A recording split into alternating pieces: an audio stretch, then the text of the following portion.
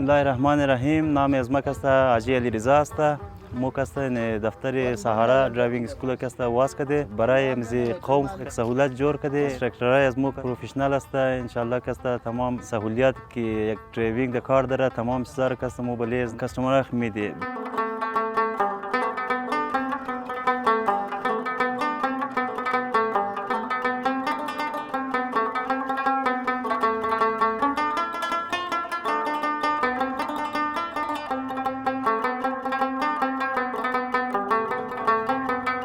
جای از ما آخر شوکت استاپ بعد از حسینیان پارک بله مین رو است.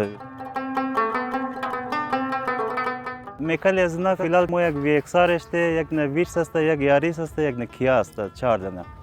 بس دو ڈرایور لیڈیز است، یک ڈرایور جنس فیلال است. باز ان شاء الله کم ضرورت شد باز ما ڈرایور جنس است پیش از ما. اتوماتیک هم است، مینوال هم است، لیکن بله استارتینگ است مو بله اتوماتیک یاد میدی از خاطر که چرا که اینجا رورا کس رشکاش اینجا کس روراش صحیح هم نه.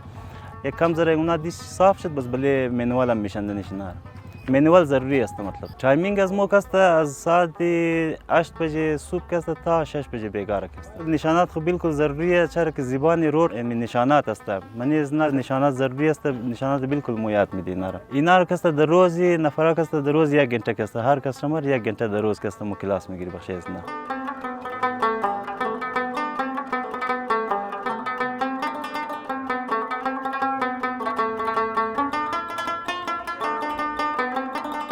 وقت چرا بالکل کاستمر کسته د بین مزی موقعیت کاری از مو از 8 بجه تا 6 بجه بیگار کسته. هر وقت که اونا تایم داشته باشه ما ادجاست نمی‌بازیم مثلا نه.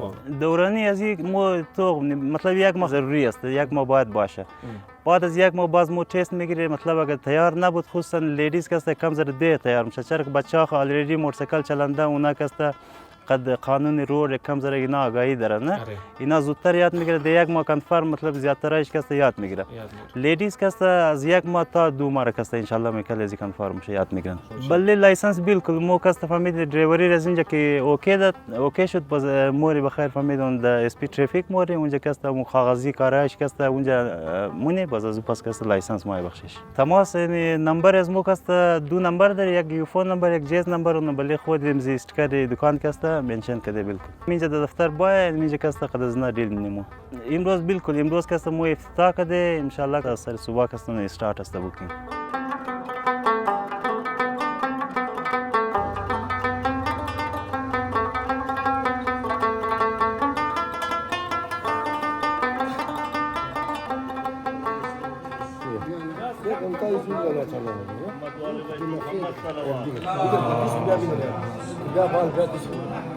بسم الله الرحمن الرحیم.